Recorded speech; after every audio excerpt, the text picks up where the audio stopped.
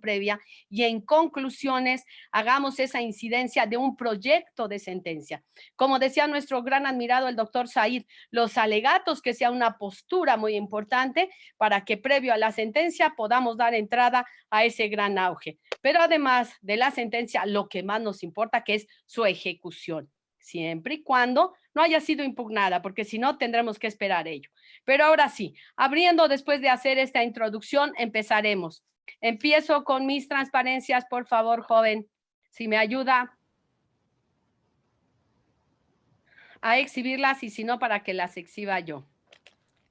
Ok, creo que no está con nosotros, entonces voy a compartir pantalla para que quedemos.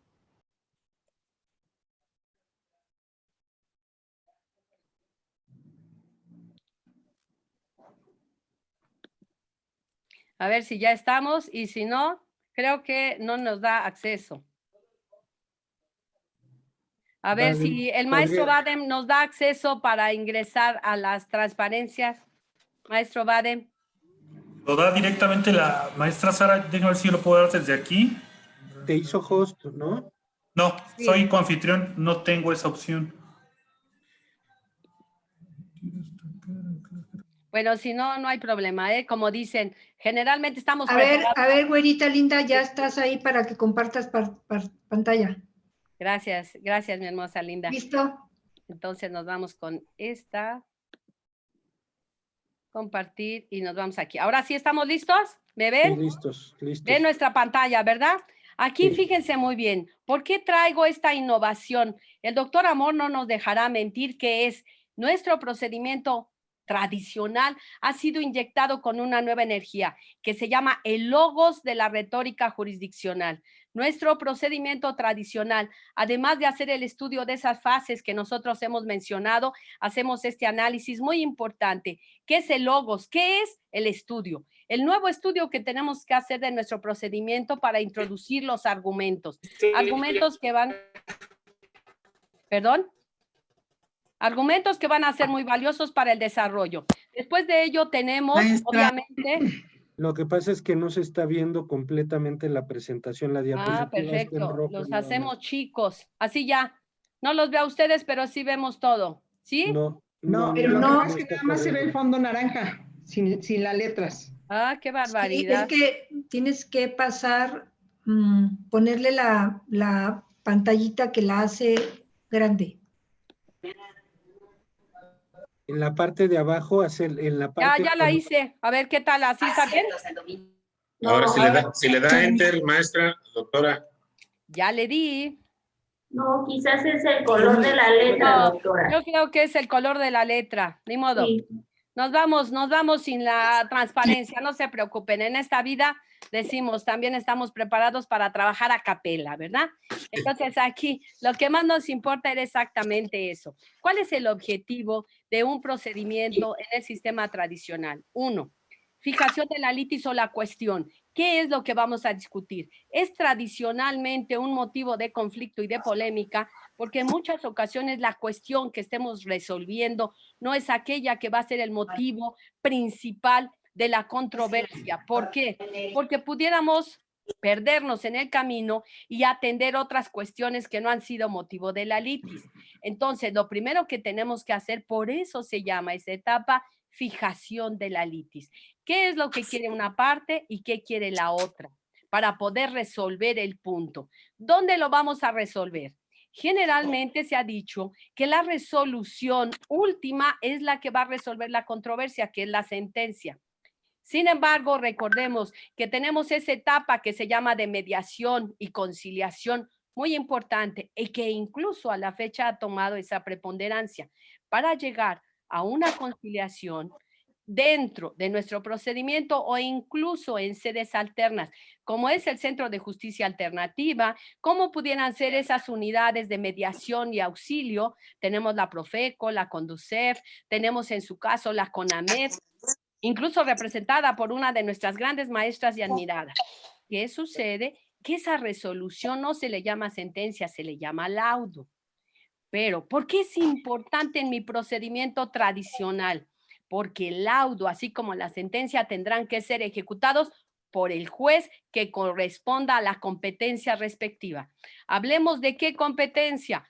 Pues obviamente de las formalidades del procedimiento que nos señalan. Si estamos hablando de bienes reales o bienes inmuebles, será el del domicilio donde se encuentren ubicados. Y si estamos hablando de derechos personales, el domicilio del deudor. Pero aquí todos, es más, tenemos más de la mitad que son maestros. No vengo a hablar de ello. Sin embargo, si es un preámbulo, porque ahora la competencia del juez no solo será por materia, grado, cuantía y territorio, no solo será por aquellas especialidades que nos están llevando. Hablemos de juzgados de primera instancia, juzgados de cuantía menor o juzgados de oralidad. Ahora hay una innovación vertiente necesaria que es cómo hablar y cómo decir mejor las cosas. Es muy fácil cuando estábamos en el procedimiento tradicional hacerlo por escrito. Hacer ese argumento, repetirlo, perfeccionar y tener una idea y cauce recto. Sin embargo, ahora en este nuevo momento procesal, no solo tenemos que pensar en el argumento escrito, sino también en el argumento que hemos de vertir de manera oral, mejor conocida como nuestro procedimiento de oralidad. Sin embargo, ¿por qué revierte con nosotros procedimiento tradicional también el estudio? Porque ahora el argumento tenemos que estudiarlo con detalle. Ese argumento que debe de ir vertido por 3 características especiales, que no solo es el logos, sino el etos y el patos. ¿Qué es el logos? El conocimiento del argumento, aquello que aprendimos en la escuela, aquellas cuestiones que de antemano nos daba la doctrina, que nos ha financiado de manera clara cuando tenemos duda, la jurisprudencia, para poder llevar un cauce perfecto. Sin embargo, ahora tenemos de manera paralela ese etos, que es la forma, la ética, la permanencia y la dignidad que el sujeto tiene que presentar. Llamémosle juez, llamémosle actor y demandado y sus abogados que así lo acompañan. Ese etos que debe de representarse la imagen, no solo la presencia que debemos de tener, sino la conducta que hemos de asumir en el procedimiento. Pero también viene acompañado del patos, que es la empatía, o en su caso el sentimiento, la importancia, o muchas ocasiones decimos la manifestación de esa emoción y de ese sentimiento. Pero sentimiento que tiene que dar a conocer el estricto cumplimiento del derecho. Como siempre lo he repetido, no lágrimas de cocodrilo que me vengan a impresionar, que nos manejen y manipulen. No, señores, ahora será una retórica que es el conocimiento del buen hablar, del buen decir, pero con una ética y un prestigio adecuados. Que si el litigante se compromete a cumplir, tenga tal característica de compromiso como en antaño, que su palabra y además su firma comprometida en un documento se respalde de gran forma. Hablamos en esta nueva teoría que los invito a conocer en nuestro tribunal, la retórica jurídica mexicana, que es muy importante y que se nos están dando cursos a todos, abiertos y gratuitos para conocer. No solo el pensamiento de Robert Alexis, no solo de Wittgenstein, no solo de los grandes clásicos como Cicerón, Sócrates y Platón, en donde nos enseñaban un buen argumento, principio, desarrollo y fin, sino ahora tenemos obviamente un preámbulo, una introducción que tenemos nosotros que permear para poder sustentar la petición que estemos haciendo. Una exposición clara, precisa, sucinta, además de histórica, como lo ha señalado el artículo, pero de forma sencilla, de forma halagüeña. ¿En qué sentido? Que no tengamos nada más términos coloquiales que nos confundan, sino ahora de posiciones claras y precisas. Que en su caso no hagamos demandas de 50 hojas, sino demandas de 3, pero que sean claras para que yo entienda qué es lo que pretende uno y de qué me tengo que defender por cuanto al otro. Pruebas. Las pruebas que no van a ser aquellas que convenzan de la verdad, sino que persuadan en esa investigación de la verdad. ¿Por qué hablo de diferente manera? Porque cada parte va a tener su verdad y cada una de ellas va a vertir el conocimiento de las pruebas. ¿Lo teníamos? Sí, señores. Presencia del señor juez, la teníamos. ¿Cuál es la necesidad de nuestro juicio de oralidad? La inmediación. Nosotros no la teníamos. sí la teníamos, pero quizá el gran cúmulo de actividades nos hacía distribuir el tiempo y distribuir la presencia que teníamos que llevar a cabo en el juzgado. Pero ahora no solo son las pruebas y las probabilidades que vamos a vencer. Hablamos de un argumento inductivo, deductivo y hipotético. Antes solo silogismo de la ley. Ahora tenemos que pensar en esas premisas que van unidas unas con otras. ¿Por qué andábamos buscando al esposo de una señora que la habían matado? Porque teníamos una versión hipotética. No sabemos si es real. Sin embargo, los medios publicitarios ya nos daban una inquisición clara y precisa de encontrarlo y cómo, de manera clara, un verdugo ajusticiarlo. Pero lo hemos escuchado su versión. Recordemos que el derecho es el ser oído y vencido en juicio. Eso es mi procedimiento tradicional. No solo el preámbulo, no solo la exposición, no solo las deposiciones y las pruebas, sino ahora escuchar de debida forma y valorar adecuadamente. No solo de manera de escucha, sino también de entendimiento. Después de ello, yo les puedo decir, hay argumentos cortos y largos, simples y complejos, que usualmente ahora utilizamos, pero que debemos entender para que el otro sea muy claro. ¿Por qué la nueva legislación nos dice, explica la sentencia? Siempre la debimos de haber explicado. Pero yo iría más allá. No es que la expliquemos, sino debería de ser tan clara y en un lenguaje que pudiera tener de verdad una conciencia aquel que está siendo observado como condenado para que la cumpliera de manera inmediata. Mi procedimiento tradicional, ¿por qué lo defiendo? Porque nos da la cabida, primero, a un razonamiento. Segundo, a esa fase que nosotros le decimos postulatoria, que se sigue sustentando en forma escrita, a nuestra fase de pruebas, que sigue con las reglas generales, incluso ayudando a los otros procedimientos, llámense ordinarios, especiales o especializados. ¿Cómo qué? Pues como nuestro juicio hipotecario, nuestro juicio ejecutivo, nuestro juicio mercantil, y ahora cierro, nuestro juicio oralidad, civil, mercantil y familiar. Nuestro procedimiento tradicional ha dado base, ha dado cauce, y yo diría, tuvimos juicios anteriores, pero no fueron tan perfectibles como los que ahora se están abonando. Por eso estamos de acuerdo en este cambio de la oralidad. Sin embargo, tenemos que tener esa parsimonia de ir caminando, de ir avanzando en aquellos procedimientos que son complejos y resolverlos dentro de nuestro procedimiento vigente, vivo y tradicional, que en muchas ocasiones nos permite un estudio especial de ese asunto. Es muy importante utilizar el método científico. Siempre lo hemos utilizado, pero se nos había, en su caso, dejado pasar de lado, tenerlo vivo y presente. Ahora, nuestro procedimiento tradicional nos obliga a estudiar ese método científico, explicarle al otro cómo llegamos a esa conclusión, en base a qué parámetros, bajo qué hipótesis y qué hemos constatado de manera veraz para llegar a esa sentencia. Mapas mentales. Yo les pregunto, en ocasiones se dice es tema de vanguardia. Yo les diría, ¿qué no? Desde la época escolar hacíamos nuestro resumen. ¿Qué no hacíamos las preguntas que se pudieran ser o hacer en nuestro procedimiento o ser tan importantes que las teníamos que haber marcado? Esos mapas mentales existen y viven. Sin embargo, ahora, solo para cerrar, les digo, hay una correspondencia, sí, entre la demanda y la sentencia. Y nada más para que nos quede muy claro. En mi demanda tengo un proemio, en mi sentencia un preámbulo, tengo hechos en la demanda, tengo resultandos en mi sentencia, tengo el derecho, fundamentos y parámetros jurídicos.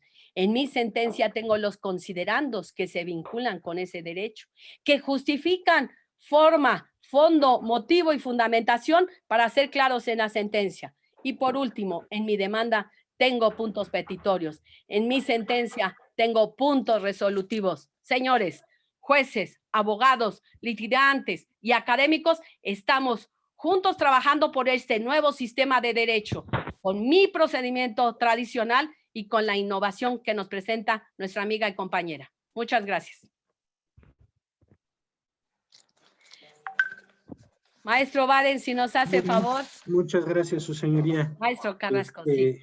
Cómo extrañamos en las exposiciones cuando uno terminaba los aplausos y el tener frente a frente a todos, pero muchas gracias, siempre con esa pasión, con esas ganas de transmitir su conocimiento y su experiencia, siempre la ha caracterizado. Gracias, su señoría. Pues ahora le damos el uso de la palabra a su señoría Minerva para que nos platique sobre el tema del juicio oral civil. Bien, buenas tardes, noches a todos.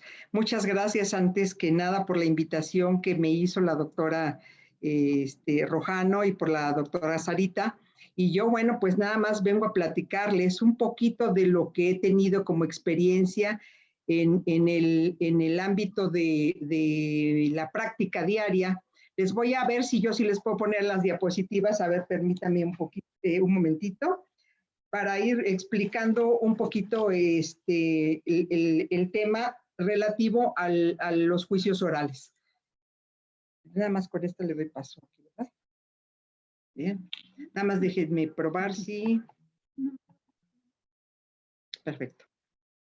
Bien, pues bueno, rápidamente la doctora Rojano, pues ya veo que ese es un colegio de profesores, entonces, pues bueno, yo no les voy a enseñar el derecho ni la materia de derecho procesal, puesto que veo y creo que todos ustedes lo conocen, todos los que estamos aquí lo conocemos. Yo les pudiera decir que en relación con los juicios ordinarios, la verdad es que los juicios orales son casi lo mismo. No descubrimos nada nuevo porque nuestros juicios orales, como los estamos tramitando y llevando a cabo en los juzgados, pues son exactamente lo mismo, nada más que con tiempos más cortos y con algunas reglas específicas.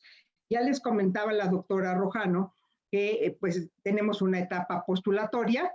En esa etapa postulatoria también les puse yo en la diapositiva que es probatoria, puesto que nosotros sabemos que en los juicios ordinarios hay una etapa después de que se plantea la litis, en donde se fija la demanda, la litis con la demanda y la contestación. En el procedimiento ordinario hay una etapa específica para el ofrecimiento o admisión, preparación y desahogo de pruebas. Esta se conjuga en este juicio oral dentro de la etapa postulatoria, y yo les puse ahí unos recuadros porque nosotros, los jueces de oralidad, conocemos de juicios orales civiles y orales mercantiles. Entonces, llevamos las dos materias, y algo muy característico de esto, si ustedes se dan cuenta en esta diapositiva, pues en la demanda que está regulada en el Código de Procedimientos Civiles, en el artículo 980, con los mismos requisitos que nosotros ya conocemos. En la materia mercantil está regulada en el 1390 bis 2, y dentro de estos escritos las partes tendrán que ofrecer sus pruebas. En estos escritos es donde ¿Perdón? No, es que escuché una voz. Dentro de estos escritos se tendrán que ofrecer las pruebas, después vendría el emplazamiento, y en el emplazamiento, una vez que queda emplazada la parte demandada, tienen 9 días para contestar la demanda o reconvenir.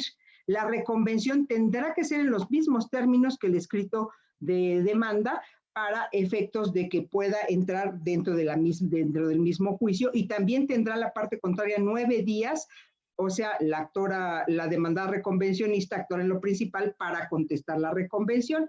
Hay ciertas reglas que sí se hallan en el demandado, en la materia civil y también en la materia mercantil. Ya, si hay allanamiento, pues sabemos que el allanamiento significa que ya hubo un reconocimiento total del planteamiento de la demanda, y por lo tanto no habrá que desahogar ninguna prueba, y en este momento, pues el juez, sin más preámbulo, señalará una fecha para la audiencia de juicio. Si recordamos, nuestro juicio oral, civil y mercantil se compone de 3 fases. La postulatoria, que es la misma que conocemos en el juicio ordinario civil, y de 2 audiencias, que es la preliminar y la de juicio. Estas 2 audiencias se acortan los tiempos, porque si se dan cuenta tenemos 9 días para contestar la demanda, Si hay allanamiento, dentro de los 10 días siguientes se señala fecha de audiencia de juicio, dice no mayor a 10 días. ¿Esto qué significa? Que de acuerdo a las cargas de trabajo que tengamos los jueces, puede ser en el día 2, en el día 3, en el día 4 o en el día 5, hasta el máximo de 10 días. Entonces, si se dan cuenta, cuando hay esta figura del allanamiento, el juicio se termina rapidísimo porque ya no habría razón de que existiera una audiencia preliminar y esos tiempos se acortan demasiado. Dice que desahogadas las vistas, con excepciones y defensas, si es de la contestación a la demanda, en su caso de la contestación a la reconvención, entonces el juez señalará dentro de los siguientes 10 días la audiencia preliminar. Una característica principal que tiene nuestro juicio oral es, bueno, me voy a regresar un poquito. Lo que tenemos que entender, y creo que ustedes ya lo saben, es que los juicios ordinarios se convirtieron en juicios orales. ¿Por qué? Porque los jueces de primera instancia, proceso escrito, ellos llevan juicios ordinarios y juicios especiales. La única diferencia es que esos juicios ordinarios transitaron a la oralidad con la única característica de que, o la única limitante de la cuantía. Es decir, los juicios ordinarios que llevan en proceso escrito los jueces de primera instancia pasaron a la oralidad, eran esos juicios ordinarios con una limitante de cuantía y transformados a juicios orales. Una vez dicho esto, les puse esta tesis de jurisprudencia porque una de las características principales de estos juicios orales es que las partes que vengan o el representante de alguna de las partes tendrá que venir autorizado para conciliar estrictamente, específicamente, es decir, viene con su poder o viene autorizado para comparecer en juicio en representación de alguna de las partes, pero tiene que tener una facultad expresa por parte de quien lo está designando para que pueda participar en la etapa de conciliación. Si no trae esa facultad expresa para poder conciliar, en la etapa preliminar, en la audiencia preliminar, en la etapa de conciliación, no va a poder hacer sus manifestaciones. Bien, vamos un poquito rápido porque pues el tiempo no los requiere así, pero si se dan cuenta, llega nuestra audiencia preliminar una vez que ya se contestó la demanda, dentro de los 9 días. Si no hubo reconvención, pues entonces el juez señala el término de 10 días para señalar la audiencia preliminar, y dentro de esta audiencia preliminar, esta se divide en varias etapas o fases. La primera etapa o fase es la de depuración del procedimiento, en donde el juez hace el análisis de la legitimación procesal de las partes y resuelve las excepciones procesales que hayan sido planteadas por la parte demandada. Después de que se han resuelto las excepciones procesales, se pasaría a la segunda etapa, que es la etapa o fase de conciliación. Esta es una etapa muy importante dentro de los juicios orales porque se ha buscado que siempre desde el primer momento invitemos los jueces a las partes a tratar de conciliar, y en este momento, en esta etapa, el juez hace el trabajo que haría el conciliador en el procedimiento oral o en el procedimiento ordinario para tratar de avenir a las partes. ¿Por qué? Pues porque ya los tenemos presentes en una sala de oralidad en donde están sentados tanto la parte actora como la parte demandada, acompañadas de sus abogados. Decía la doctora Rojano, y algo muy importante, es bien importante que en estos juicios orales, y que eso nosotros lo sabemos, los abogados deberán de saber plantear adecuadamente su demanda. Yo creo que a todos nos los enseñaron nuestros queridos maestros en la Facultad de Derecho y nos decían, si tú como abogado postulante planteas bien un escrito de demanda, ya tienes un 70% ganado tu asunto, pero el planteamiento adecuado de un buen escrito de demanda o contestación a la demanda es, como decía la doctora Rojano, es que hay que saber efectivamente qué es lo que voy a plantearle al juez, cómo le voy a plantear los hechos o la narrativa de lo que yo pretendo obtener en el juicio, qué pruebas le voy a presentar y a llegar al juez, y todo ese trabajo que se hace en un juicio ordinario, los abogados lo tendrán que hacer desde antes. Muchas veces cuando nosotros iniciamos los juicios orales decían los abogados, es que no nos gusta la oralidad, no queremos la oralidad porque ese trabajo lo tienen que hacer previo. Muchas veces llegaron a caer en una mala práctica en donde decían, bueno, copio una demanda, la presento y ya después veo, porque después que tenga mi periodo de ofrecimiento de pruebas, pues ya veré qué pruebas ofrezco. En este juicio oral no, en este juicio oral tienen que plantearlo y saber qué es lo que le van a presentar al juez desde el inicio, puesto que uno de los requisitos es que las pruebas se ofrezcan junto con los escritos que fijan la litis. Y también, pues deberán de ir preparados los abogados para que en la etapa de conciliación hagan alguna propuesta a la contraria. Ahorita nos ha cambiado un poco la mentalidad en el sentido de que pues ahora más con lo de la pandemia, con lo del COVID, pues tendrán que trabajar los abogados en tratar de solucionar los conflictos, no a través de un juicio, sino a través de una conciliación. Esta característica de los juicios orales, como decía la doctora Rojano, bueno, los jueces en proceso escrito, pues están en sus cubículos, pero no están presidiendo muchas veces por los excesos de carga de trabajo, todos los actos que se llevan en cada procedimiento.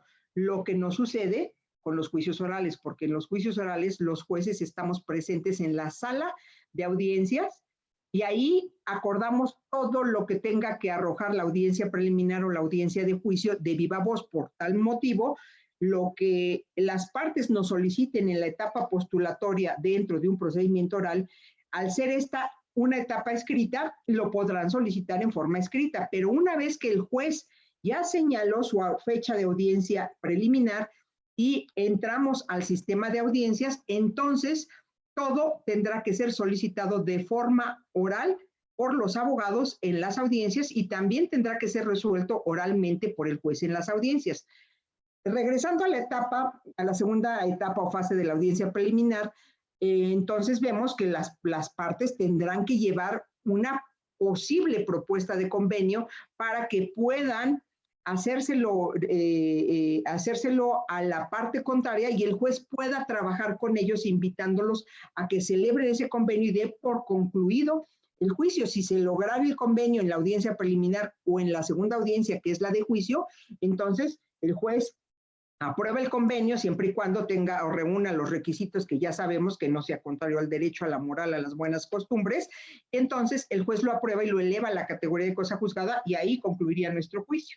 En caso de que en la audiencia preliminar no se pudiera lograr la conciliación, el juez deja hecha la invitación a las partes pues para que lo piensen y antes de que lleguen a la siguiente audiencia o iniciando la audiencia de juicio puedan trabajar en relación con el convenio.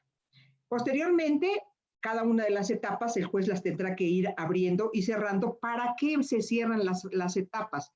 Para efectos de la preclusión de los derechos que debieron haber sido ejercitados por las partes en cada uno de los momentos. ¿Por qué? Porque si ya vamos a pasar, por ejemplo, a la fijación de acuerdos probatorios y en ese momento alguna de las partes quiere hacer alguna mención en relación con alguna excepción procesal que se le vino a la mente y que no lo hizo valer en el momento oportuno, en la fase procesal oportuna, entonces sería estarnos tropezando. Entonces el juez como rector del procedimiento por eso tiene la obligación de aperturar y cerrar cada una de las etapas que vamos concluyendo en las audiencias para efectos de la preclusión de los derechos que no fueron ejercitados por las partes en el momento oportuno. Esta etapa de fijación de acuerdos probatorios le corresponde, esta tercera y cuarta etapa les corresponde exclusivamente a las partes. Las partes tendrán que hacerle las propuestas al juez para que ellas mismas celebren la fijación de acuerdos probatorios o de acuerdos sobre hechos no controvertidos. Y un ejemplo de esto sería, por ejemplo, si en el escrito inicial de demanda, en la narrativa de hechos, la parte actora menciona con tal fecha celebraron el contrato de compraventa respecto de un inmueble, respecto de un vehículo, la parte contraria al dar contestación a la demanda en el hecho relativo a esa narrativa, nos contesta sí es cierto. Entonces, al ser cierto, ya las partes pueden proponerle al juez que quede como hecho no controvertido ese hecho, y ese hecho quedará fuera del acervo de ser probado en juicio. ¿Por qué? Pues porque ya fue aceptado por la parte contraria al momento de dar contestación a la demanda. Lo mismo pasaría con los acuerdos probatorios. Por ejemplo, si yo en ese hecho ofrezco la prueba confesional para acreditar que con tal fecha celebramos el contrato de compra-venta respecto de ese objeto, de ese bien, si ya fue un hecho no controvertido, la consecuencia para la siguiente etapa dentro del acuerdo probatorio sería que las mismas partes propusieran que queda fuera la prueba confesional que ofertaron para acreditar ese hecho, que ya no va a ser materia de debate y que ya no va a tener que ser probado a través de los medios de prueba que aporten cada una de las partes. ¿Qué significa? Vamos limpiando el procedimiento y nos vamos quedando única y exclusivamente con los puntos que son controvertidos y que requieren ser probados en la audiencia de juicio. Una vez que las partes depuraron su procedimiento en cuanto a hechos no controvertidos y acuerdos probatorios, el juez en ese momento admitirá las pruebas que hayan sido ofertadas tanto por la parte actora como la parte demandada, en la demanda principal o en la reconvencional si es que la hay, y en ese momento el juez ordena la preparación de las pruebas que está admitiendo. Esa preparación de las pruebas queda a cargo de las partes. Un ejemplo de esto sería que, por ejemplo, si alguna de las partes ofrece que se gire algún oficio a una dependencia para que informe tal o cual circunstancia, el juez, si admite esa prueba por estar debidamente ofrecida, al reunir todos los requisitos que señala la ley y que si no están regulados en el título especial, podrán ser suplidos por la parte general del código, entonces en ese momento el juez le hace entrega a la parte del oficio para que él lo lleve, lo presente ante la autoridad, lo devuelva en un término de 3 días, porque si no, pues entonces se puede tardar mucho más tiempo. Entonces, devuelve su minuta sellada y ya está preparando sus pruebas. Entonces, todas las pruebas que se admiten en esta audiencia, en esta fase de la audiencia preliminar, el juez también va a ordenar cuáles admite y cuáles no, obviamente fundando y motivando por qué las desecha o por qué las admite, y va a ordenar la preparación de las pruebas. Esta preparación de las pruebas queda, como ya se los dije, a cargo de las partes. Una vez que se concluye la admisión de las pruebas, entonces el juez cita a la audiencia de juicio, si se dan cuenta ustedes, dentro del término de 10 a 40 días.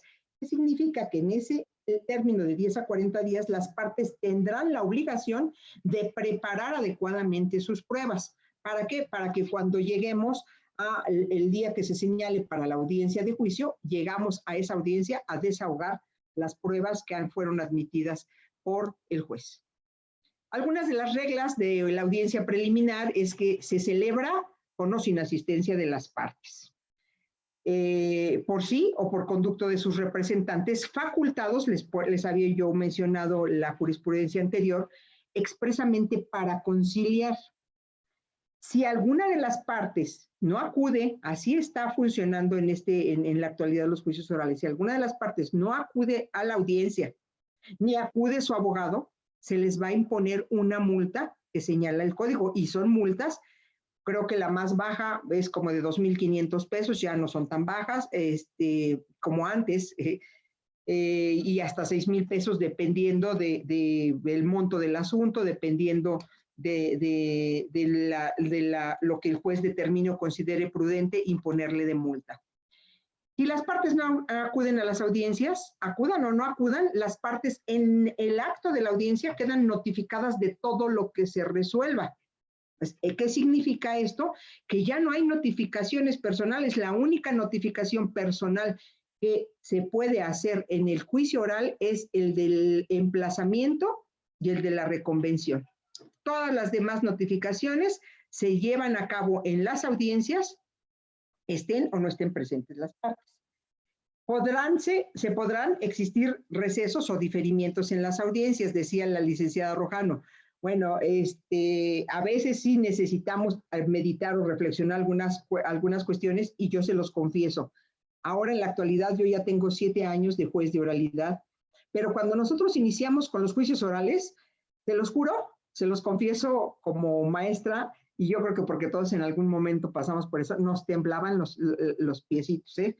O sea, estábamos sentados y abajo del escritorio así, temblábamos como gelatina, porque no estábamos acostumbrados a argumentar y a resolver en el momento en que nos hicieran los planteamientos. Estábamos acostumbrados, como muchos de los abogados que también se resistían a la oralidad, a tener todo el tiempo que quisieran para hacer sus escritos de demanda, contestación, para ver qué van a plantear, sus escritos de incidentes y demás, o por la preparación de las pruebas. Aquí no, aquí tiene que ser resuelto de forma inmediata. Entonces nosotros hacíamos la trampa y a veces pues decretábamos algún receso, y no era trampa, era el simple hecho de que no nos acostumbrábamos a tener que resolver inmediatamente en el momento en que estuvieran sucediendo las cosas, y para esto pues se puede permitir esos recesos, incluso pues para buscar algún apoyo y poder resolver.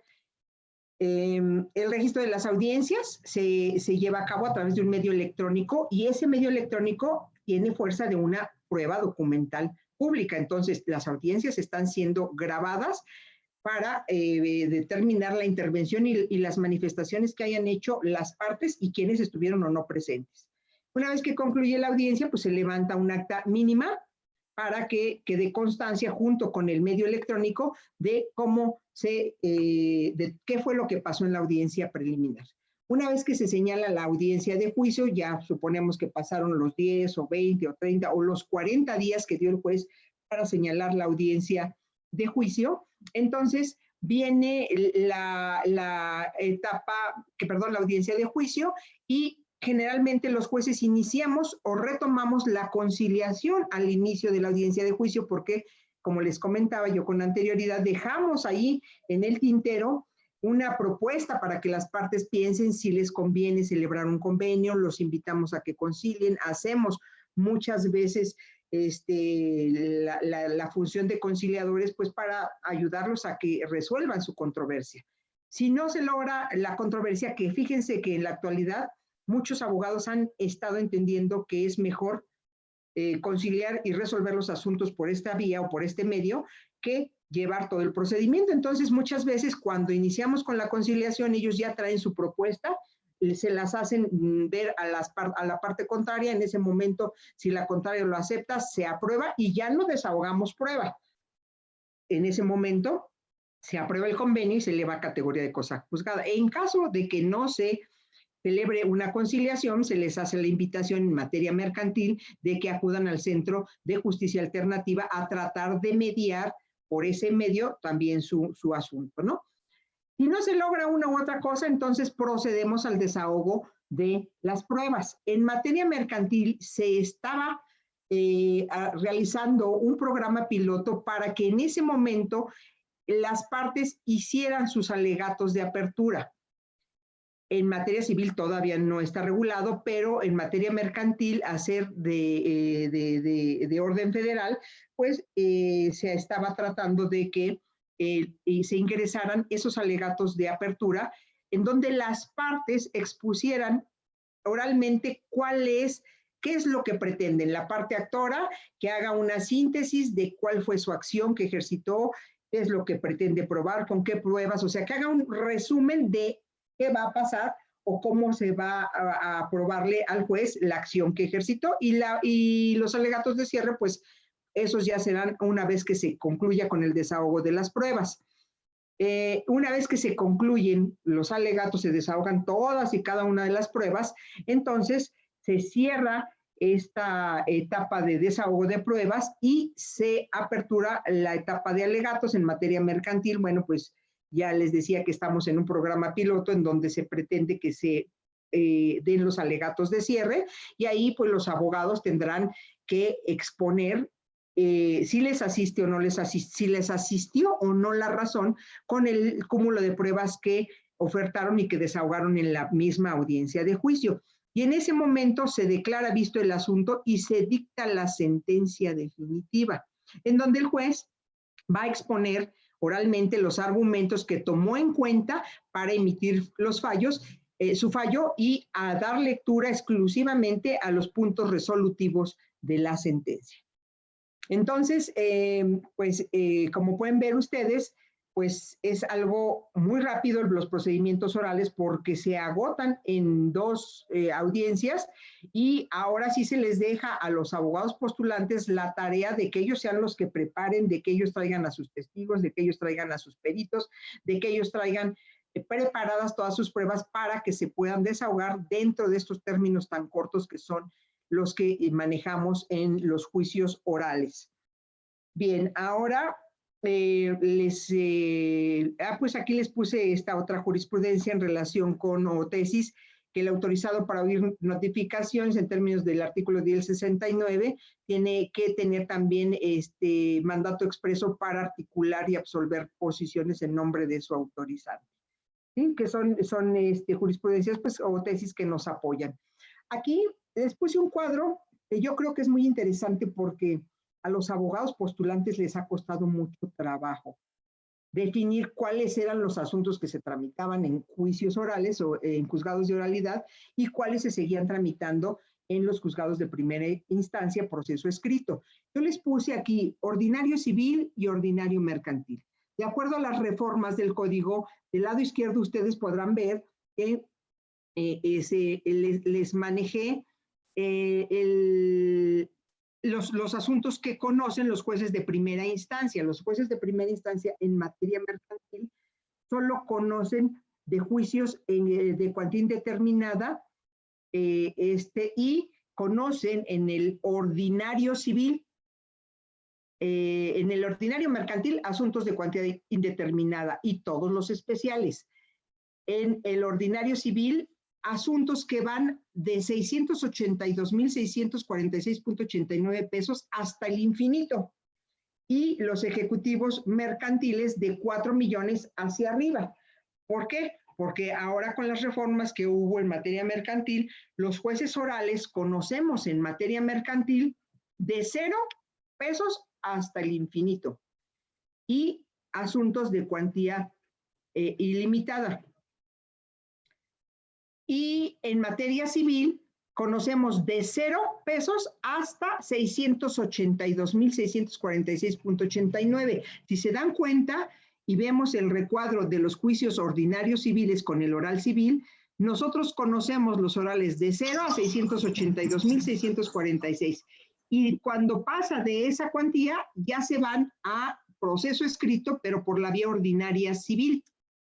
Además, los jueces de oralidad conocemos el único procedimiento especial, es el ejecutivo mercantil de 682,646.89 pesos hasta 4 millones. Y si excede de esos 4 millones, entonces ya se va a un juicio ejecutivo mercantil escrito a través de un procedimiento escrito ante los jueces de primera instancia. Y los juzgados de cuantía menor van a conocer del juicio ejecutivo mercantil de 0 pesos hasta 682,646.89 pesos y los que ha determinado el Consejo de la Judicatura, que son los de pagos de daños culposos con motivo de tránsito de vehículos y los de condóminos, que son los asuntos que conocen los jueces de oralidad, de cuantía menor. Entonces, pues, yo quise hacerles un cuadro muy sintetizado de lo que es el procedimiento oral, civil y mercantil. Les podría yo mencionar que en estos procedimientos orales no existen recursos ordinarios. Aquí no hay apelaciones, todos se va a el juicio extraordinario, que es el juicio de amparo. No hay procedimientos de tramitación especial porque, como les dije, los ordinarios pasaron a la oralidad y pues somos nada más orales, conociendo lo que eran los ordinarios en proceso escrito, pero ahora se convirtieron a orales aquí en los juzgados de oralidad, y el único especial que tenemos es el ejecutivo mercantil con las salvedades que les mencioné. Los juicios orales se rigen o nos regimos a través de los principios que rigen los juicios orales, que son la oralidad, publicidad, la igualdad, inmediación, y la inmediación es porque pues los jueces presidimos todos los actos del juicio. Estamos resolviendo de forma personal todos los planteamientos que las partes están haciendo en la sala de oralidad a través de la oralidad, de la publicidad, que es un principio que es muy importante dentro de los juicios orales porque transparenta el actuar de los jueces y de las partes que intervienen en el proceso, además del de igualdad, de contradicción, continuidad, que son principios que protegen el debido proceso y que protegen que el juez cuide siempre la participación y la igualdad de las partes dentro del procedimiento, además de que el juez deberá procurar que haya una continuidad y que se concentren en el menor tiempo el mayor número de actos procesales.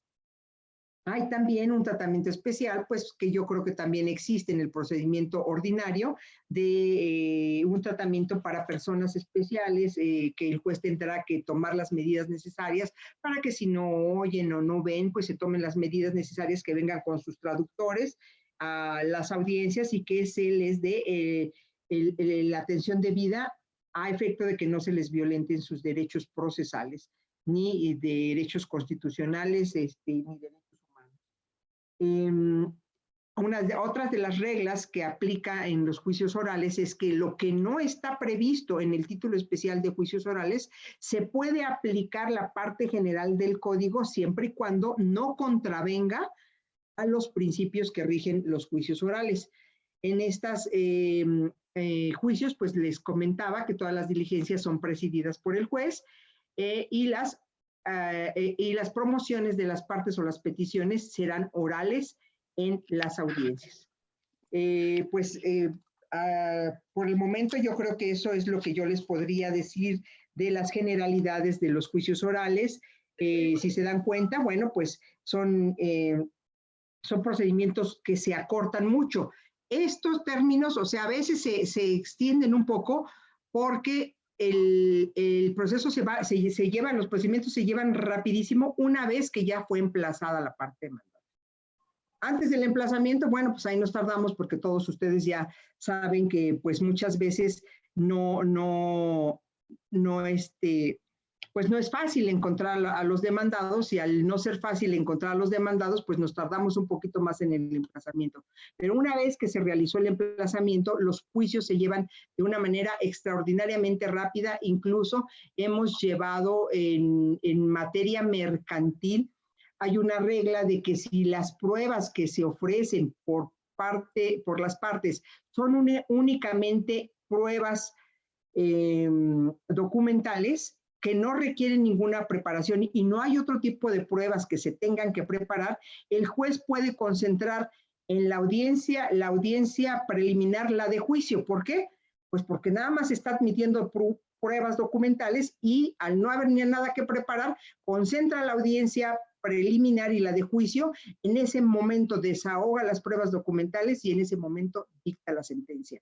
Entonces, si se dan ustedes cuenta, en algunos procedimientos en materia mercantil en donde no hay más pruebas que documentales, en una segunda audiencia, en la primera audiencia se concentra la segunda y se puede dictar la sentencia inmediatamente, es decir, que los procedimientos no se llevan arriba de un mes, de mes y medio. Ahorita con las cargas de trabajo que han ido incrementando, porque ahorita, en un principio éramos 20 jueces de oralidad, bueno, al principio éramos 12, después de acuerdo a las cargas de trabajo, incrementó a 20 y ahorita ya somos 44 jueces de oralidad.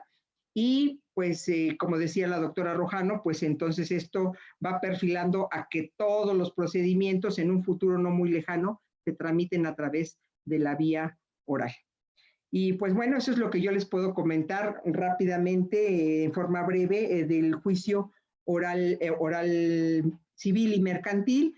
Y pues estoy a sus órdenes para alguna pregunta que quisieran o dudas que quisieran hacer.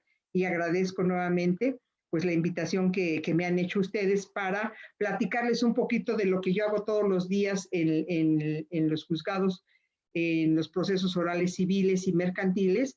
Y espero pues que haya sido bastante explícita en mi exposición y que les haya quedado claro un panorama de cómo se tramitan los juicios orales en la actualidad. Muchas gracias. Muchas gracias, su señoría.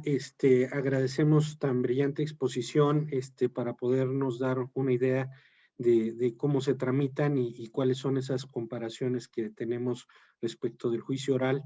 Me parece que tuvimos 2 exposiciones maravillosas. Vamos a abrir el periodo de preguntas, si ustedes nos lo permiten, para poder tener esa interacción con las personas que nos acompañan. Antes de ceder el uso de la palabra, nos hacen una pregunta, bueno, no nos hacen, yo ya me subí al barco, les hacen una pregunta. César Guadalupe nos dice, ¿en esta modalidad oral hay incidentes? En caso de ser afirmativo, ¿cómo se sustancian? Sí, se sustancian. Los incidentes se pueden plantear, les digo que todo es en la vía oral. Los incidentes se pueden plantear oralmente, también se pueden plantear en forma escrita cuando estamos en la etapa de la postulatoria, pero si estamos en la etapa oral, ahí se plantean oralmente en las audiencias. En ese momento, el abogado que va a plantear un incidente, uno de los más comunes, y déjenme decirles que sí hay incidentes, pero no son muchos ni muy diversos. Generalmente los incidentes que nos llegan a plantear los abogados es cuando estamos en un desahogo de una prueba testimonial y plantean el incidente de tachas, el famoso incidente de tachas, ¿no? Entonces viene, trae a su contrario, le hacen las preguntas de tachas al inicio y dice, bueno, no tengo ninguna relación de amistad, de laboral, no lo conozco. Y resulta que cuando lo están interrogando dice, pues sí, somos amigos de hace muchos años. Entonces, ahí vienen los abogados y dicen, a ver, interpongo ahorita en este acto el incidente de tachas. En ese momento, nosotros como jueces le damos vista a la parte contraria para que manifieste lo que a su derecho convenga y nosotros resolvemos. Hagan de cuenta, yo les digo a mis alumnos cuando les estoy dando las clases, y es que así me lo imaginaba yo cuando iniciaba el juicio oral, es tanto como jugar al navío cargado de, se lo aviento a la parte actora. Entonces, la actora me lanza la pregunta a mi juez, es decir, interpone el incidente. Al momento en que interpone el incidente, antes de que yo resuelva, yo juez, en igualdad, atendiendo a los principios que rigen los jueces, los juicios orales, le tengo que aventar la pelotita a la contraria. A ver, ahí está.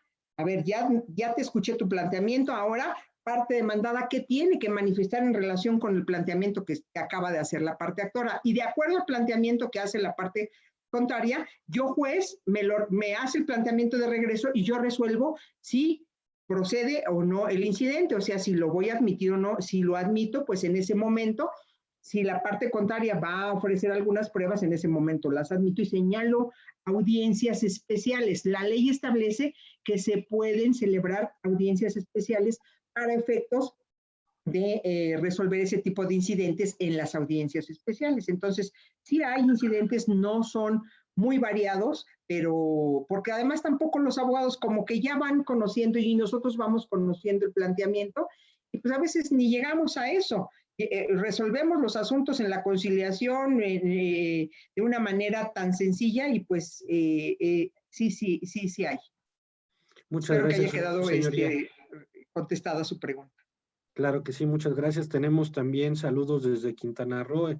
Una de las cosas que ayuda en estas modalidades es a tener a gente de diversos lugares en un mismo momento, y eso también tiene sus contras, pero también tiene sus cosas positivas estos medios de comunicación. Envían saludos María Cruz García, César Guadalupe, Carlos, nuestro maestro Carlos Garibay, las felicita por su excelente exposición, igual que la maestra Marcela Sosa. Les agradece la exposición, excelente expositora, le encantó su explicación clara y contundente. Tenemos también a María González, y bueno, también hay otra pregunta aquí de Carlos Alfonso. Dice, en cuanto al oral civil, si sobrepasa la cantidad de 682,000 pesos, entonces, ¿qué se promueve? Pues ahí no se admite la demanda. Recordemos que cuando nos presentan la demanda, los acuerdos que podemos emitir los jueces es de admitir, prevenir o desechar. yo tengo que analizar desde que me presentan un escrito inicial de demanda mis presupuestos procesales.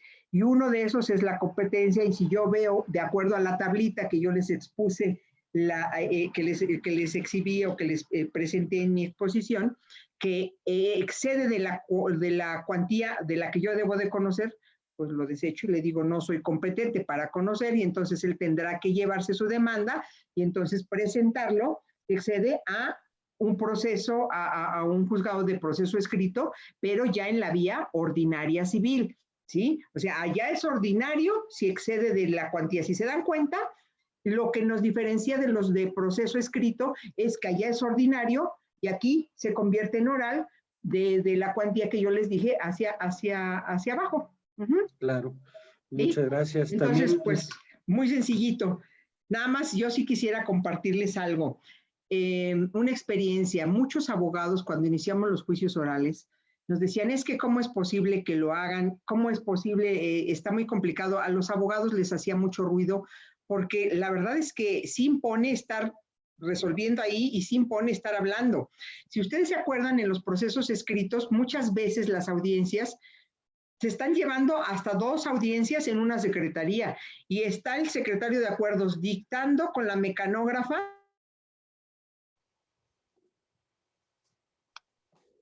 Se nos fue la comunicación, creo yo. se nos congeló. Pero algo muy importante que ella estaba señalando, tomó el uso de la voz, lo que preguntaba el compañero, sí, no se lo van a admitir en 682 en juicios de oralidad, sin embargo, nosotros sí los admitimos.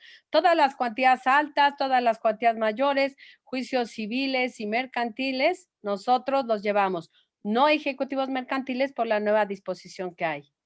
Entonces, llevamos procedimientos de primera instancia.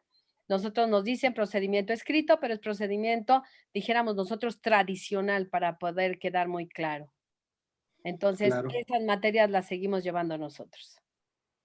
Muchas Ahora, gracias por por la aquí, precisión. nada más creo que había otra persona que hablaba del poder y las facultades. El poder y las facultades sigue siendo en los mismos términos como los tenemos señalado en nuestro Código de Procedimientos Civiles en sus generalidades. Recordar que, claro, nuestro Código Civil habla de los poderes y las facultades que se pueden otorgar dependiendo de a qué poder nos estamos refiriendo, pero recordar que tenemos el mandato judicial a que se refiere nuestro artículo 112, cuarto párrafo o penúltimo párrafo, como lo hemos señalado, en el cual se pueden otorgar facultades.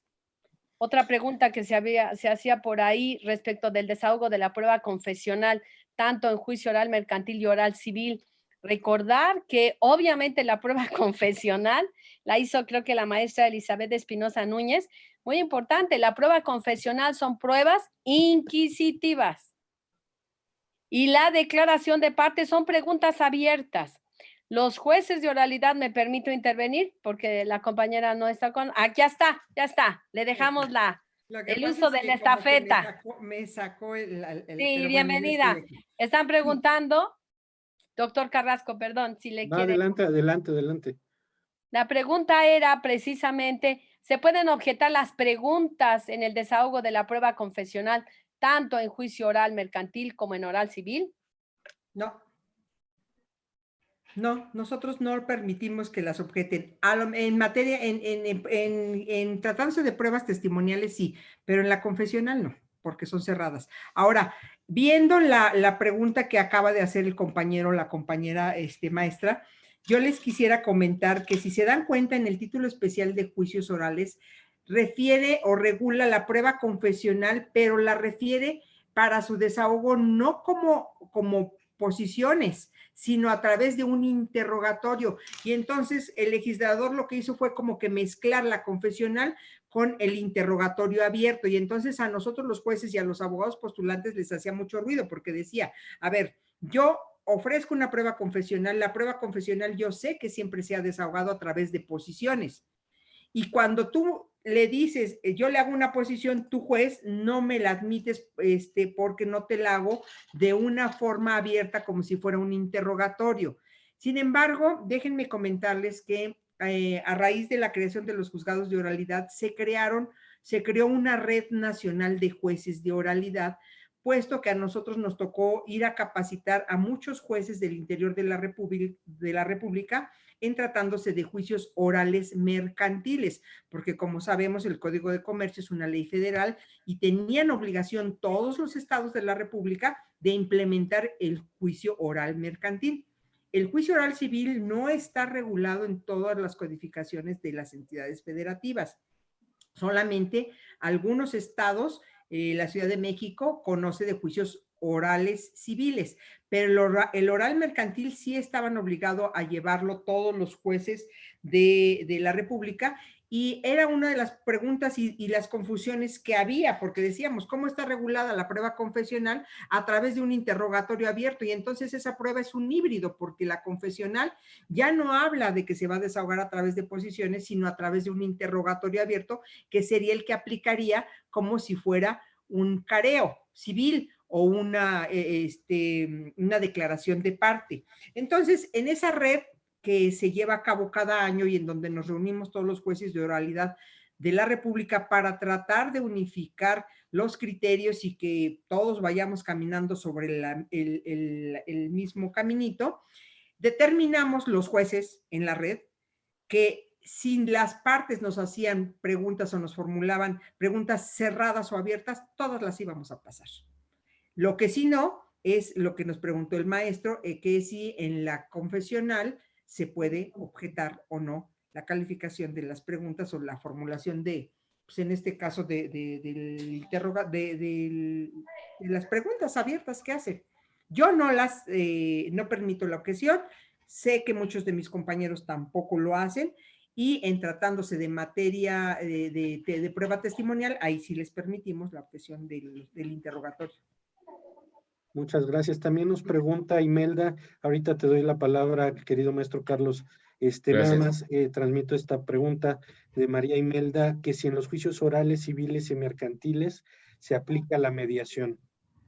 Sí, sí se aplica. Bueno, recordemos que la mediación no la podemos, o sea, la mediación, su característica principal, pues es que tiene que ser por un tercero, que el tercero, que es el mediador, es el que hace un ambiente adecuado para que las propias partes se hagan sus propuestas de solución. Generalmente, como yo les decía, cuando los invitamos a que medien, los invitamos a que acudan al Centro de Justicia Alternativa a realizar la mediación a través del mediador. Y nosotros, como juzgadores en la audiencia, hacemos las veces de conciliador.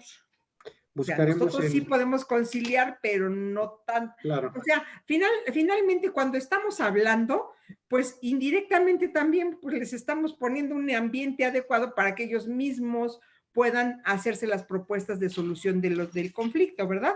Pero más bien hacemos una función de conciliadores junto con ellos que de mediadores. Claro, la figura del juez siempre impone mucho y siempre he dicho que la cercanía a las partes propicia mucho arreglo. En uno de los siguientes temas selectos traeremos el tema de la mediación y trataremos de traer a alguien del Centro de Justicia y a algún mediador privado o mediadora privada. Estimado Carlos, adelante, por favor. Gracias, doctor. Muchísimas gracias, doctor Hugo Carrasco. Una felicitación a ambas ponentes, la verdad, excelente. Gracias. Y exquisita plática, el poder escucharlas con esa gran experiencia y claridad en sus exposiciones. Nada más, pues una pregunta para cada una, si fueran tan amables en contestármelas. A la doctora María de los Ángeles, más que nada, me inquieta o me ha inquietado en la cuestión del trámite del juicio tradicional. Cuando comenta que hay demandas de 50 páginas o más y también sentencias de 100 o páginas o más. O de 200. Así. Exactamente. Entonces aquí, en aras de la claridad y la precisión, no habría forma de regular, no sé si tal vez alguna reforma o algo, sí. Porque aquí el asunto es de que se puede perder el propio juez de pronto y la parte contraria, etcétera, y esto puede ir en menoscabo de la administración de justicia por esa falta de precisión en los puntos que se plantean en la demanda, ¿verdad? Entonces, ese sería para el caso de la doctora María de los Ángeles, que sé que tiene una experiencia enorme para podernos dar una opinión. Y en Claro el que caso, gracias, pero si gusta le planteo las dos ya sí, para, sí, sí, adelante. para el caso de la maestra Hanna, felicidades también. Y nada más para preguntarle su opinión respecto de la eficacia del juicio oral, ya ahora después de este tiempo de implementarlo, a diferencia con el juicio predominantemente escrito, ¿qué tan eficaz, qué tantos avances hemos tenido, independientemente de que sí hay más cercanía entre las partes, con el juez una inmediación necesaria, ¿verdad? Pero también me gustaría saber cómo lo percibe ahora con esa gran experiencia que les ha dado, sobre todo en Ciudad de México, el poder implementar los juicios orales. Muchas gracias por sus respuestas y gracias al doctor Carrasco. Muchas gracias. La doctora Rojano para que dé respuesta a la pregunta. Muy bien, muy bien. Muy bien, maestra. Y muy bien a todos. Esta es una preocupación que el doctor Carrasco ha compartido desde el inicio de nuestro laboratorio. Fue él uno de nuestros impulsores inmediatos de la sentencia en su lenguaje sencillo. Y me permito permearlo porque él fue, en una ocasión nos permitió hablar en aquellas sesiones que teníamos los sábados, iniciábamos a las 9 de la mañana y a veces terminábamos a la 1, en donde discutimos ese punto que el maestro hoy nos hace precisión. Y nosotros hablábamos de que hay muchas sentencias que con ese lenguaje tan técnico, tan jurídico, se hacía en un gran número de fojas. E incluso en la vía federal, llamémosle de esa materia, nosotros podemos ver el gran número de transcripciones que se hacen, así como en materia penal, la averiguación previa, el pliego de consignación y luego el desahogo de las pruebas y va engrosando la sentencia.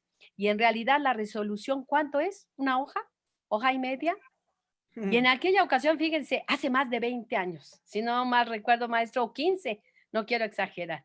Nosotros decíamos, las sentencias deben de ser claras, sencillas, precisas, concisas y nosotros decíamos coloquialmente macizas. ¿En qué sentido? Y me permito decirlo porque es uno de los lenguajes que utiliza también mi magistrado y maestro Muñoz Cano, en donde él nos señalaba, es preferible decirlo de manera clara y sencilla a que de manera rimbombante utilices unos términos que el justiciable, que es quien lo quiere o lo debe de cumplir, tenga que buscar un traductor.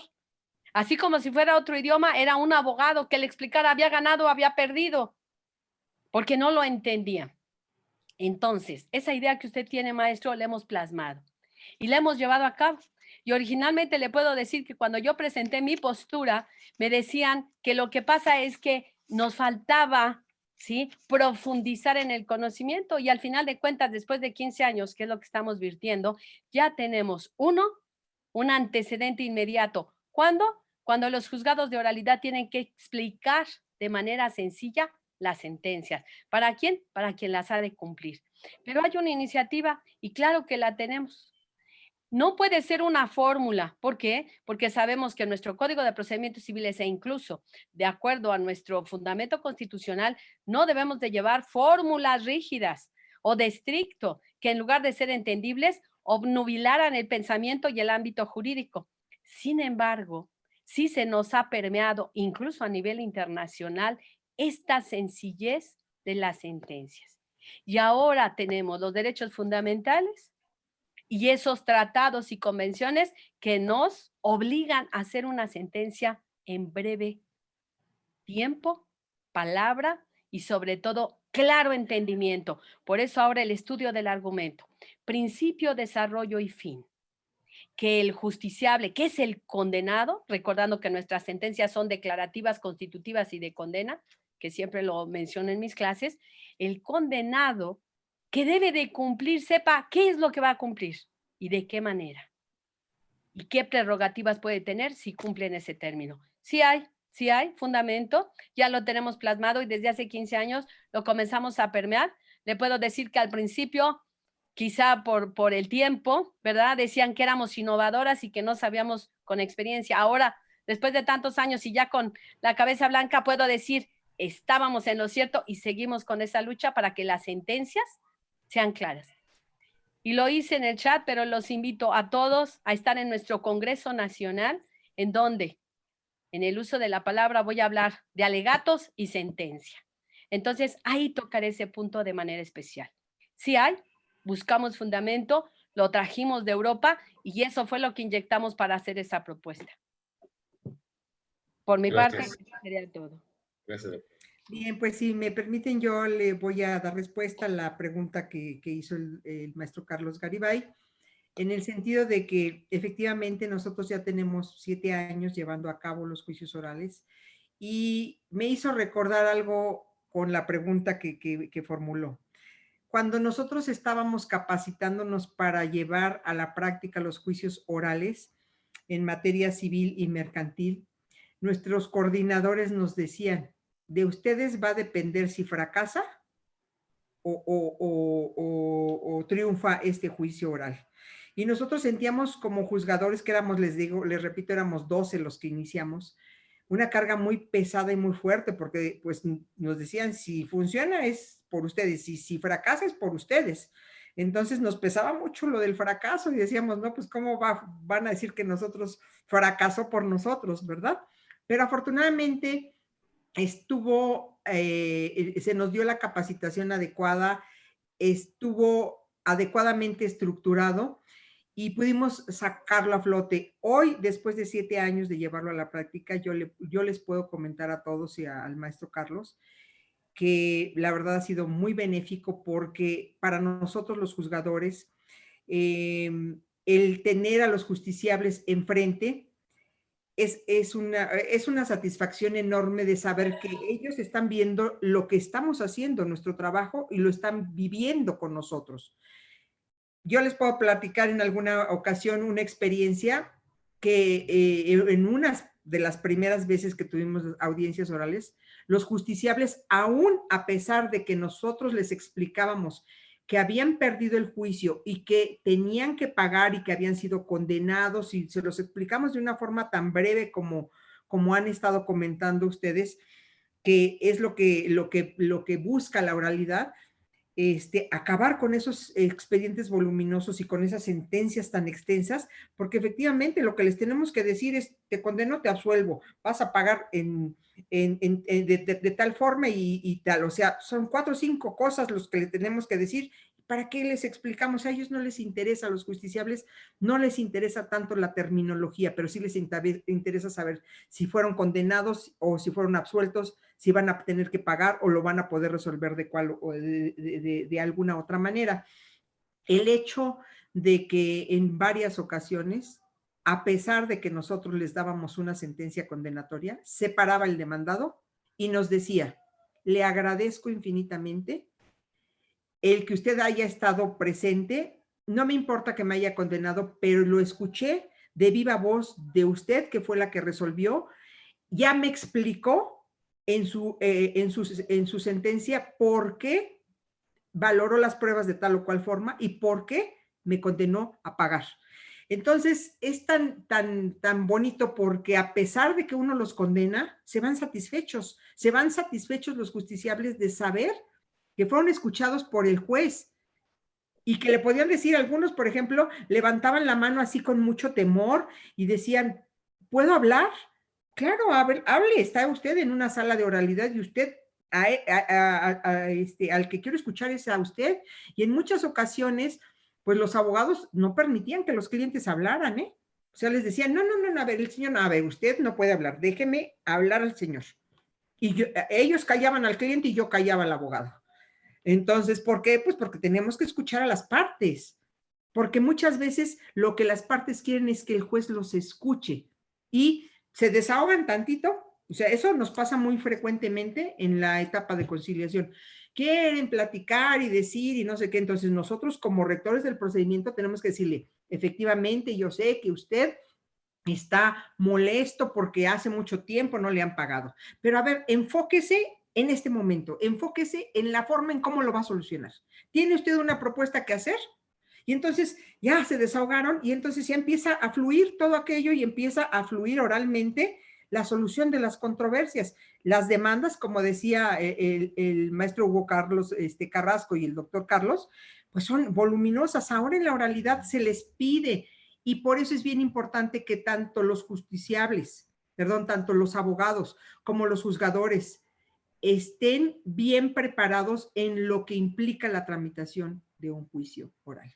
Muchos abogados no se han capacitado y por eso le tienen mucho miedo, pero cuando se dan cuenta y saben bien las reglas, es como les digo, si sabes, a lo mejor sí necesitas saber hacer un buen argumento, pero necesitas más saber bien las figuras procesales y las figuras de las acciones, cómo se componen los elementos de cada acción, cuáles son los elementos con los que tú puedes probar o los medios de prueba con los que vas a probar los elementos de esa acción. ¿Por qué? Porque cuando nos decían sus alegatos de apertura, nos presentaban una demanda de rescisión de un contrato. Y cuando estaban probando, hacían preguntas como si fuera un cumplimiento. Y entonces los abogados ya no sabían. Decían, bueno, entonces yo juez decía, ¿qué quieres? ¿La rescisión o el cumplimiento? Porque ellos no tenían clara la figura, no tenían claros cuáles son los elementos que componen la acción que van a ejercitar y con qué medios de prueba voy a acreditar esos elementos de esa acción. Entonces, ahora estos juicios orales, que no son muy distintos a los de proceso escrito, pero la verdad es que los de proceso escrito, pues nos fueron haciendo caer en que se permitiera que ahondaran más y que retrasaran, o sea, para no resolver los asuntos, para hacerlos lo más largo posibles a veces, y los jueces caían. Entonces, con esto de la oralidad es al revés. A ver, no me vengas a querer enredar, céntrate en lo que estás diciendo, cuál es el planteamiento que hiciste, cuál es tu litis y cómo me la vas a probar. Se acabó. Así de sencillo, depuramos el procedimiento, valoramos pruebas y yo te explico tu sentencia. Sí me lo acreditaste, no me lo acreditaste, sí lo acreditaste porque aportaste esta prueba a la cual se le dio valor probatorio pleno, se concatenó con esta otra, en virtud de que al declarar los testigos manifestaron o fueron contestes y uniformes en que en tal fecha se celebró. O sea, ¿se dan cuenta? Nosotros ya vamos desarrollando eso que está en nuestro código procesal, en nuestro código sustantivo, y se vuelve una maravilla. La gente se va fascinada, los jueces al principio teníamos, les reitero, cierto temor, pero después pues ya nos movemos como pez en el agua y nos sentimos muy satisfechos de la labor que estamos haciendo en pro de la sociedad. Yo les digo siempre a todos los abogados cuando estoy en las salas de audiencias, no olvidemos que los abogados tenemos un compromiso moral con la sociedad y nosotros tenemos que abogar porque se resuelvan todos los conflictos que se nos plantean a nosotros como juzgadores y a ustedes como abogados postulantes. Entonces, vamos a trabajar todos hacia el mismo lugar para resolver conflictos y para cumplir con nuestra función social que tenemos en este país, en la institución y en las universidades y con nuestra familia y así en lo personal, ¿no?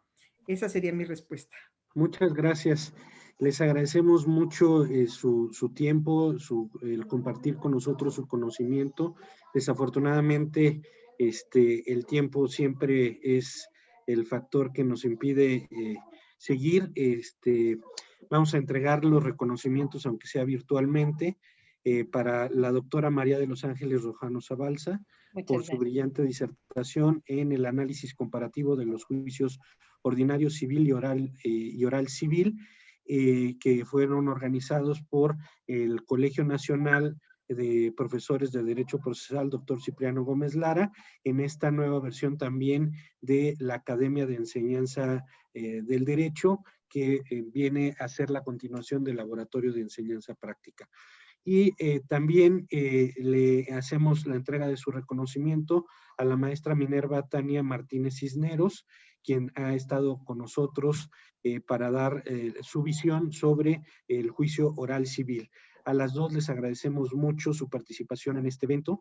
Asimismo, le agradecemos a la doctora Sara que nos haya permitido abrir este espacio en el colegio. Estamos siendo seguidos, desde luego, por nuestros compañeros del colegio, pero también por alumnos de la Facultad de Derecho de la Universidad Nacional Autónoma de México, entre otras personalidades también que nos acompañan y otras personas, porque es un foro abierto. Les agradecemos mucho que hayan compartido con nosotros estas visiones que tienen sobre nuestro proceso, con tanta pasión, con tanta energía, que nos dejan siempre deseando seguirlas escuchando, seguir escuchando del tema, y seguramente más adelante estaremos buscando otros espacios para que ya sea a través de este mismo medio o a través de algún curso especial que organicemos con la doctora Sara, con el colegio sobre oralidad, porque a mí me quedan también muchas dudas, y creo que es muy importante seguir aprovechando del conocimiento de quien está en el foro.